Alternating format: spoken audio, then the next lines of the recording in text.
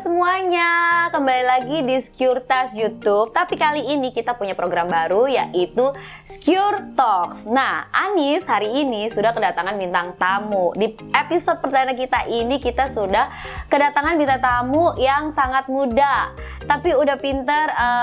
Kita bisa sebut dengan pakar bisnis ya, pakar bisnis mikro bisnis atau biasa disebut juga dengan UMKM. Langsung aja ya, daripada udah kenal juga kan siapa Anis gitu, langsung aja kita sapa yuk. Halo Mas Rino, apa kabar? Alhamdulillah baik. Terima kasih loh ya waktunya ya. Ya alhamdulillah, akhirnya bisa juga nih main ke studionya Securitas yang selama ini dipakai buat bikin konten. Terima kasih. Iya, ini studio mini kita sulap jadi podcast karena kita pengen kasih ide buat Secure Friends yang ada di Indonesia semuanya, buat kasih ide. Hari ini nih ya aku pengen bahas, karena Mas Rino udah hadir di sini, hari ini aku pengen bahas tentang gimana sih berbisnis online dengan modal yang minim tapi untungnya besar gitu. Mungkin bisa jelasin gitu dengan modal minim. Sebenarnya kalau kita berbicara untuk usaha mikro ya, untuk ya usaha yang benar-benar tanpa modal banget itu nggak ada. Let's say kita tetap harus butuh buat belajar dulu. Belajar itu termasuk modal menurut saya, karena di situ kita harus investasi waktu, investasi uang juga untuk mempelajari itu. Nah itu yang harus teman-teman tanamkan. Nah yang kalau untuk bisnis yang menurut aku dan teman-teman juga pasti suka nih, teman-teman kan pada suka bisnis gimana sih gue mau usaha tapi nggak punya modal. Sebenarnya yang paling gampang itu usaha online. Yang penting satu, modalnya niat. Kenapa? Karena di sekitar kita itu pasti ada tempat-tempat orang yang memproduksi, let's say percetakan baju atau spray atau apapun itu. Nah, di situ kita bisa ngebantu mereka mempromosikan jualan mereka di marketplace. Nah, di situ kalian nggak butuh modal karena mereka udah punya modalnya. Kalian cuman modal untuk investasi waktu buat ngefotoin gitu produknya, ya, fotoin produknya, terus belajar gimana caranya menciptakan copywriting yang menarik, yang punya punch untuk orang-orang tuh tertarik untuk membeli produk kita. Nah, jadi pas lihat gitu, aduh lucu nih ya gitu, jadi ya, bisa klik betul. gitu. Selain itu juga teman-teman juga pastinya harus belajar tentang keyword seperti itu, karena setiap marketplace itu punya algoritma pencarian. Nah, ini menarik nih. Ini yang mungkin banyak orang yang belum tahu ya, karena emang keyword itu tuh bisa dikasih tahu nggak keyword itu seperti apa gitu? Nah, keyword itu seperti kata kunci. Misalkan kita mencari kasur murah. Nah, nanti akan muncul tuh deretan kasur murah semua. Nah, jadi ketika kita harus menggunakan kata kunci, kita harus memikirkan ketika kita berjualan kasur atau spray. Nah, itu yang harus kita pikirkan apa? Yang kira-kira orang masukkan di situ sebagai keyword. Misalkan spray murah, spray lucu,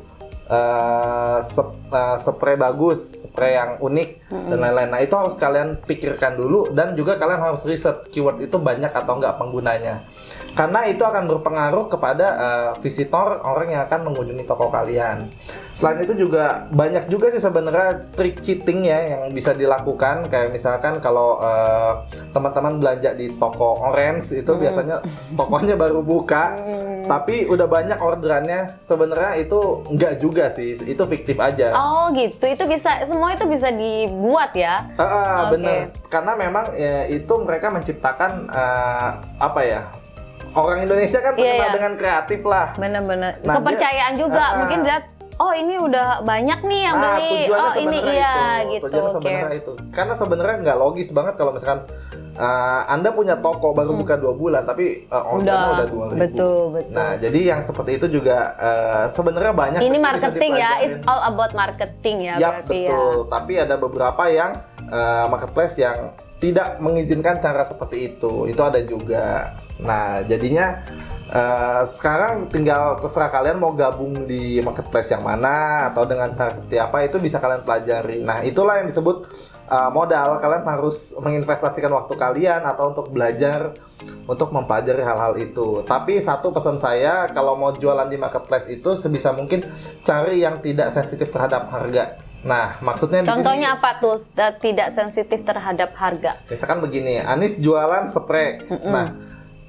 misalkan aku jualan spray, Anis jualan spray. Aku jual spray harganya 200.000. Nah, Oke. sementara Anis jual spray harganya 250.000. Oke. Ketika orang suka spray yang Anis jual, itu akan nggak masalah orang Iya, bayar segitu. benar. Gitu. Iya. Tapi kalau misalkan kita jual obat sakit perut, kita jual obat yang sama, fungsinya sama, mereknya sama. Aku jual 80.000, Anis jual 120.000. Orang udah pasti milih produk aku.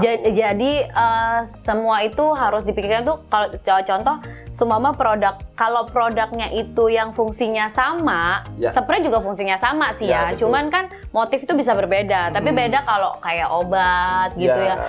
Kayak yang apalagi yang brandnya sama gitu itu akan mempengaruhi. Jadi Betul. lebih baik persaingan harga ini kan jatuhnya ya. Ya, betul. Oke. Orang pasti lebih milih yang murah Yang dengan murah, harga yang betul. sama dengan produk yang sama gitu. Kecuali Betul. yang mainnya tuh main di motif atau apa. Betul. Nah, kalau Oke. di kayak gitu. Itu lebih ke tips ya. Jadi Yap.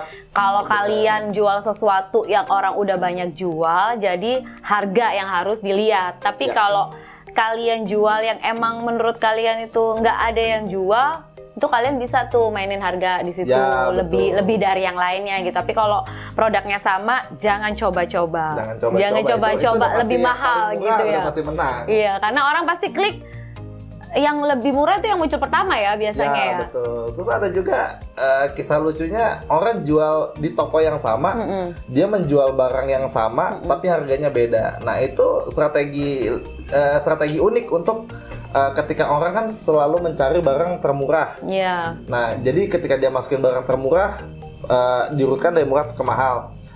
Ketika barang termurah ada barang B dari toko ini. Nah, terus di scroll lagi dia ada lagi di tengah, ada lagi di bawah. Nah, itu strategi mereka juga sebenarnya.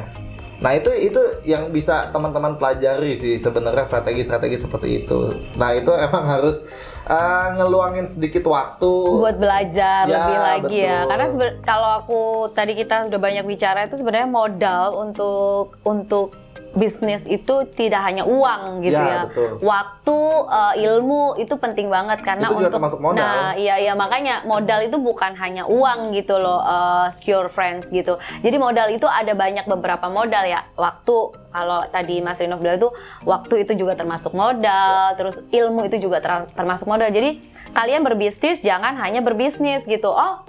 Gue punya duit nih, gue bisa bisnis. No, karena uang without ilmu, without tadi yang kayak bilang waktu, kalau kalian meluangkan waktu untuk semuanya itu nggak akan bisa Ya, berhasil nothing lah. ya kan. Oke. Nah, selanjutnya bisnis yang bisa Tapi kalian sebentar, lakukan saya mau juga. tanya nih, bisa nggak sih kalau kita punya ilmu, kita punya ilmu, punya waktu untuk belajar, tapi uang kita belum cukup nih, itu bisa nggak? Sebenarnya bisa sih, ya intinya sih kalian harus cari rekan bisnis yang kira-kira bisa menggabungkan kemampuan kalian dengan orang yang punya bisnis itu sih. Nah, Jadi ini. jaringan juga penting sih. Relasi ya, oke. Jadi semuanya tuh ada korelasinya antara ilmu. Kalau kalian nggak punya modal, seenggaknya kalian harus punya jaringan. Atau sebisa mungkin kalian harus melihat peluang yang ada di sekitar kalian.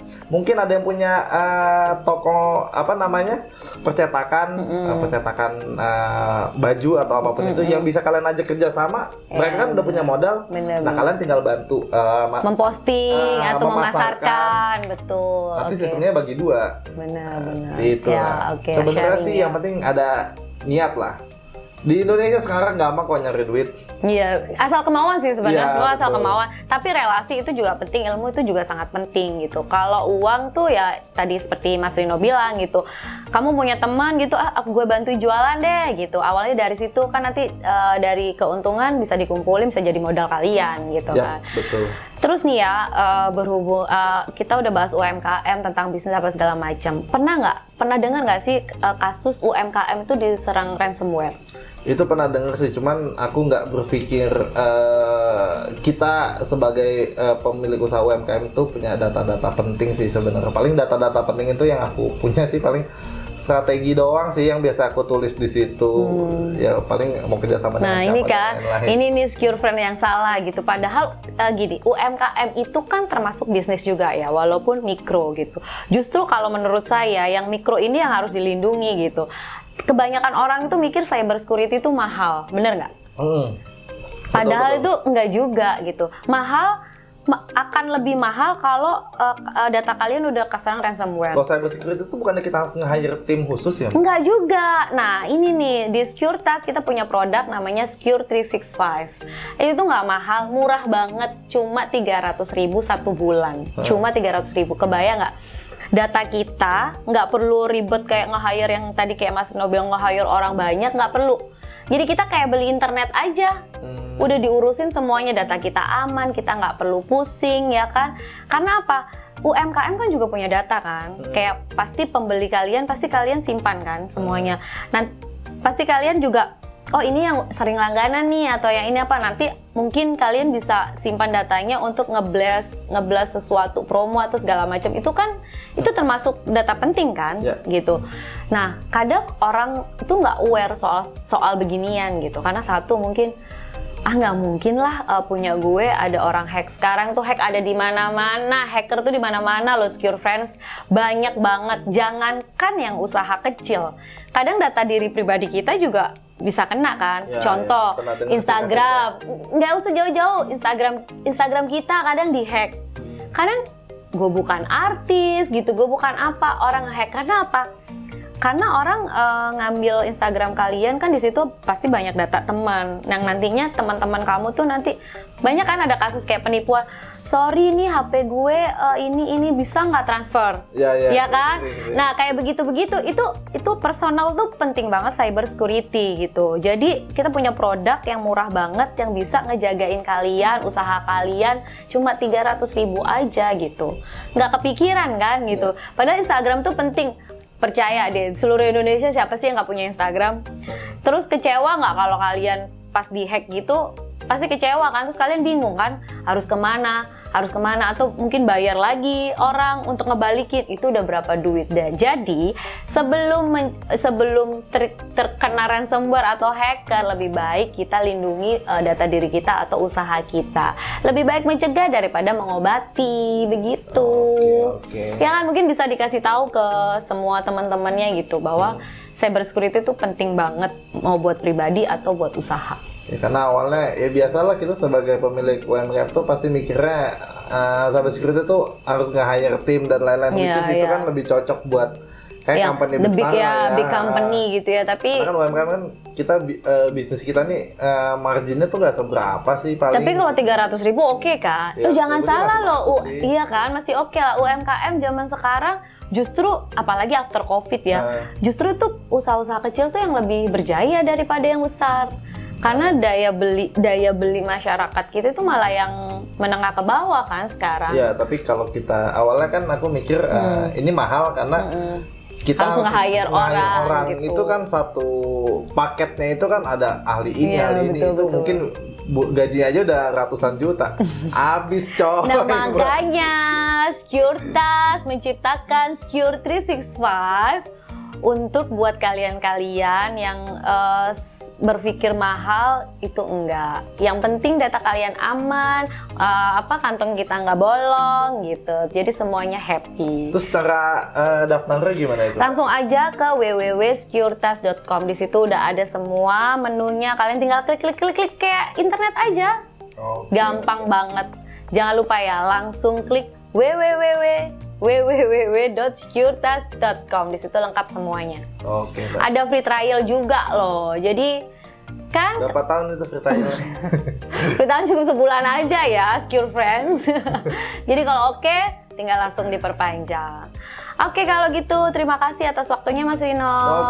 Terima kasih banyak. Aduh, beneran deh ini perdana kita. Semoga kita bisa. Tapi keren sih kontennya. Ya, semoga teman-teman terinspirasi lah untuk memulai bisnis. Bisnis itu nggak sesulit yang dipikirkan selama ada niat.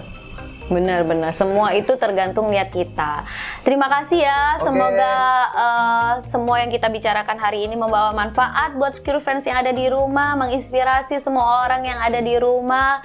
Sampai jumpa minggu depan dengan saya Anis Sugiono di Secure Talk. I'm Securitas. Let's join with us. Terima kasih Mas Rino. Jangan lupa ya, klik loncengnya, like, komen, dan subscribe.